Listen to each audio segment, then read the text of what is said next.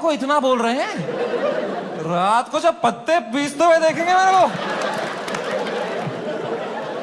बोलेंगे इसको फर्क ही नहीं पड़ा है, बेहुदा आदमी ये पत्ते पीस रहा है वहां बैठ के, बेशरम।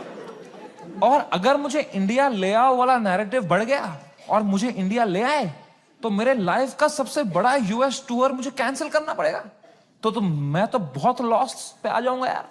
तो हमारी टीम ने हिसाब लगाया, वर्स्ट केस सिनेरियो अगर इंडिया तुरंत आना पड़ा शो कैंसिल करके, कितना लॉस मुझे बेयर करना है? 8 करोड़ रुपए। आई स्वेयर टू गॉड, मेरे पास उस टाइम पे टोटल कितना पैसा सेविंग्स में था, शुड आई टेल यू?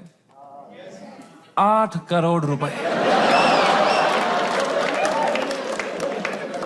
मेरी फट के 4 हो गई। मैंने कहा oh fuck, there is a possibility इतने सालों जो भी मैंने कमाया है everything goes to shit, what will I do? मेरी लाइफ सेविंग्स है ये, मैंने घर बनाना था, ये सब करना था।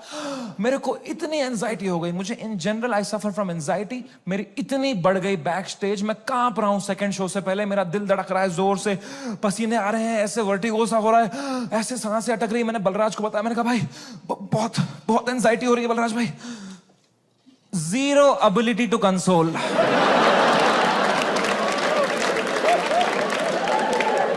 मेरे सामने चैट जीपीटी पे डाला है उसने।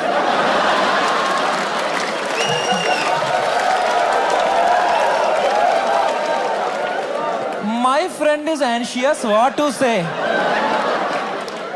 फिर पढ़ के क्लीशे मार रहा है, भाई this too shall pass। इससे अच्छा चुप बैठो यार, ये क्लीशे मत दिया करो। भाइयों मेरी बात ध्यान से सुनो, जब किसी की लंका लगी हो ना, they don't want advice, they want a hug, they want you to say कि water, you want water, how are you feeling, ask, don't give. Hug दिया सब दोस्तों ने मेरे, सब मैसेज यही कर रहे हैं, एडवाइस दे रहे हैं। मेरी थेरेपिस्ट का मैसेज आया हुआ था, दिस मंथ फ्री। मैंने थेरेपिस्ट को ही मैसेज किया, मैंने कहा मैम मुझे बहुत एंजाइटी हो रही है, ये लोग बोल रहे हैं इंडिया ले आओ, इंडिया ले आओ, मुझे हार्ट अटैक आ जाएगा मैम अगर ये इंडिया ले आएंगे। मैम प्लीज बोलो ऐसा कुछ नहीं होगा मैम, मैं समझ नहीं पा रहा हूँ मैम, मुझे क्या करना चाहिए मैम? मैम कह रही Samay please please calm down, you are having an anxiety attack, you take some deep breaths, थोड़ी बॉक्स ब्रीदिंग करो, सांस लो, रोको, मुंह से छोड़ो, तुम अपने होटल रूम में जाओ, गर्म पानी से एक शावर ले लो और थोड़ा सो जाओ। मैं कहा मेरे को स्टेज पे आना है आधे घंटे में, मेरा सेकंड शो है। कह रही तू पागल हो गया है, please cancel the show, you can not go on stage like this. मैं कहा तू पागल है, शो थोड़ी कैंसिल कर दूंगा, डॉलर का वैल्यू बढ़ रहा है। कह रही है Samay you please understand, you can not go on stage with so much anxiety, you have to understand. अगर तुम इतनी घबराहट लेके स्टेज पे जाओगे ना, तो ऑडियंस को तुम्हारे चेहरे पे दिख जाएगा पहली बात कि तुम्हारी फटी हुई है। एक बार ऑडियंस देख लेगी तुम्हारे चेहरे पे कि तुम घबराए हुए हो, उसके बाद तुम कितना भी अच्छा जोक मारो, they will not laugh at it because they will be concern for you, and फिर तुम्हारा शो खराब जाएगा, then that will play on your mind, you will go into a spiral.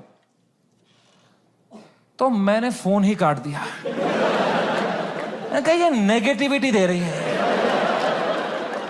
इसको मैं पैसा देता हूं कि ये अपलिफ्ट करे, ये नीचे ही दबा रही है, ये खुद्दी। और इसको लग रहा है मेरे चेहरे पे दिख जाएगा। प्लीज प्रोफेशनल कॉमेडियन, कुछ नहीं दिखता इस चेहरे पे। मैं आंध्र प्रदेश में पला बड़ा। कोई है यहां पे आंध्र प्रदेश से? हाँ, सबसे घटिया एक्सपीरियंस था मेरे लिए।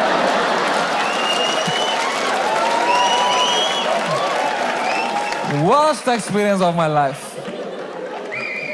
My mom and dad got married in Kashmir. They were living a great life in the early 90s. And मेरे पापा उस टाइम पे मीडिया में बहुत अच्छी पोस्ट पे थे वहां पे। वो 15,000 रुपए कमाते थे तब। DD कश्मीर करके एक चैनल था, and he was a news reporter, very well respected guy. And फिर वहां पे मिलिटेंसी हुई, वहां पे बहुत सेपरेटिज्म हुआ, वहां पे you all know what happened, and then they had to leave the valley in early 90s। 1991 में मेरे मम्मी और papa they left Kashmir, they went to Delhi, but उनका मन नहीं लगा वहां पे, क्योंकि यार you grew up in one place, you have your everything attached, your friends, your house, your homeland. They went back in 96। In 97 I was born, and in 98 हमारे घर पे गोली चली थी। And रातों रात he had to leave for his family, for our safety, and he left and in search of a new private job, he landed in Hyderabad. And मेरे पापा का सपना था to put me in the best school of Hyderabad. वहाँ एक school था जो एक निजाम टाइम का कैसल था, उसको उन्होंने स्कूल बनाया था, HPS, and it was a very prestigious school. वहाँ की कुछ फीस 50,000 रुपए सेमेस्टर की थी.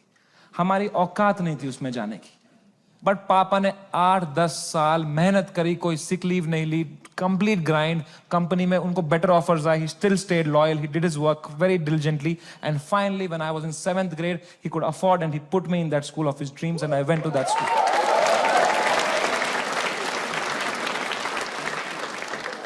और पहले ही दिन पिटा मैं उस स्कूल में